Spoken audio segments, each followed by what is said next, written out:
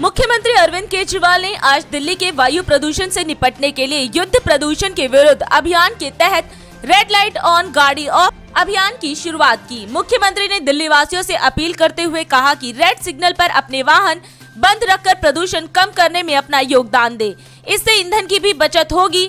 दिल्ली में करीब 1 करोड़ वाहन पंजीकृत हैं। यदि रेड लाइट सिग्नल पर रोज 10 लाख वाहन बंद होते हैं तो एक साल में PM10 करीब 1.5 टन और PM2.5 करीब 0.4 टन का कम उत्सर्जन होगा।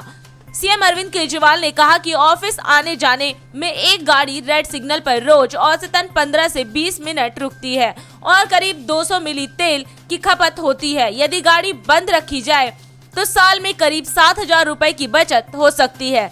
सर्दियों में रेड लाइट पर आइडलिंग के दौरान गाड़ी से निकलने वाला धुआं नीचे बैठ जाता है, जो प्रदूषण को बढ़ावा देता है।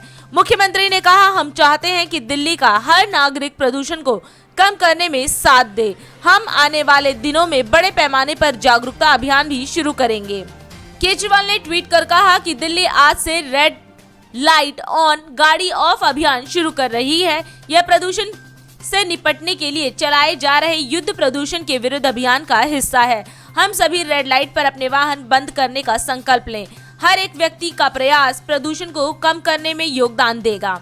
मुख्यमंत्री अरविंद केजरीवाल ने डिजिटल प्रेस कॉन्फ्रेंस को संबोधित करते हुए कहा कि दिल्ली में प्रदूषण बढ़ता जा रहा है और हर साल इस समय आस पड़ोस के राज्यों में पराली जलाने की वजह से दिल्ली में जो धुआं आता है उसकी वजह से प्रदूषण बढ़ता है।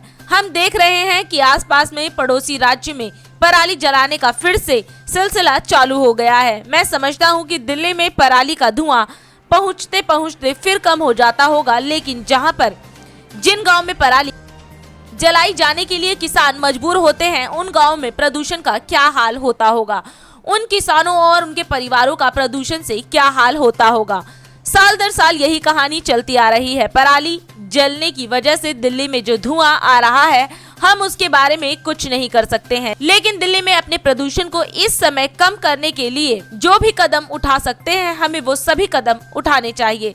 पिछले कुछ दिनों में हम लोगों ने प्रदूषण को कम करने के लिए कई सारे कदम उठाए हैं। हमने एंटी डस्ट अभियान शुरू किया है। दिल्ली में पैदा होने वाली पराली को जलाने की जरूरत ना पड़े, उसके लिए हम पूसा रिसर्च इंस्टीट्यूट द्वारा तैयार बायोडिकम्पोजर का इस्तेमाल शुरू किया है।